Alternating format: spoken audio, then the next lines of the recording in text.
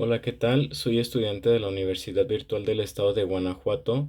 El nombre de mi módulo es Protección Internacional en Materia de Derechos Humanos, volumen 2. El nombre del reto es Reto 5, Criterios del Sistema Interamericano de Protección de los Derechos Humanos. El nombre de mi asesor es el licenciado Miguel Ángel Espinosa Arreola. Mi nombre es Alan Jacob Peña Pérez.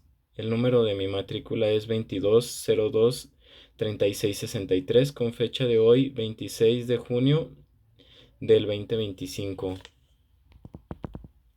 Bueno, a continuación daré respuesta a lo solicitado por el reto, de acuerdo a lo que yo investigué respecto al caso Radilla Pacheco versus México. Importancia y trascendencia del caso. El caso Radilla Pachecos versus México, resuelto por la Corte Interamericana de Derechos Humanos en 2009, es uno de los más trascendentes en la historia del sistema interamericano.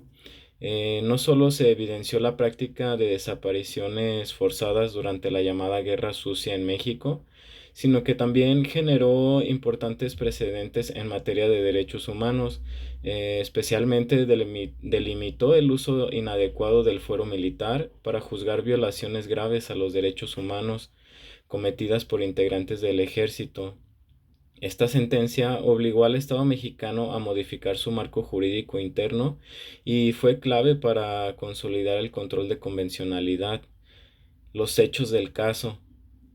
Rosendo Radilla Pacheco era un activista, compositor y exalcalde de Atoyac de Álvarez Guerrero. El 25 de agosto de 1974 fue detenido arbitrariamente por elementos del ejército mexicano en un retén militar mientras viajaba con su hijo. Desde ese entonces se encuentra desaparecido. A pesar de múltiples denuncias, las autoridades mexicanas no investigaron adecuadamente su caso ni informaron sobre su paradero. Se trató de una desaparición forzada, una práctica sistemática contra opositores políticos en esta época. El proceso ante la Comisión Interamericana. La petición inicial fue presentada en 2001 por organizaciones civiles mexicanas.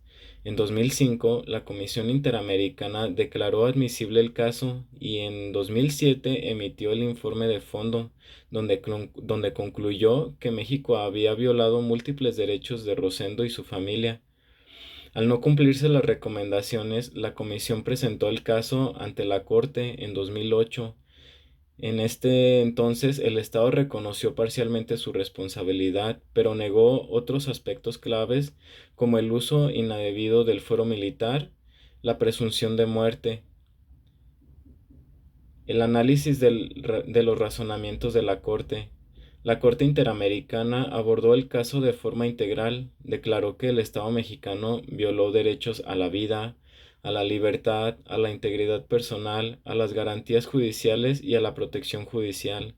También señaló que la desaparición forzada es una violación continua, por lo que la Corte sí tenía competencia, aunque los hechos comenzaron antes de que México reconociera su jurisdicción. Un aspecto clave del fallo fue la condena del uso del fuero militar para investigar las violaciones de derechos humanos contra civiles, declarando que ello vulnera el acceso a la justicia. La Corte ordenó, entre otras cosas, investigar sobre los hechos, reformar la legislación sobre la justicia militar y capacitar a las Fuerzas Armadas en derechos humanos. Bueno, ya para concluir, la conclusión sobre su importancia, la sentencia del caso Radilla marcó un parteaguas en la justicia mexicana. Estableció que las desapariciones forzadas no prescriben y que deben ser investigadas por tribunales civiles.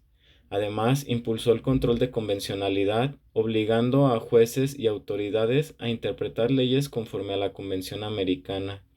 El caso visibilizó las violaciones del pasado y reforzó el camino hacia la justicia transnacional en México. Bueno, esto es todo de mi parte, compañeros. Asesor, espero se encuentren muy bien. Muchas gracias por su atención.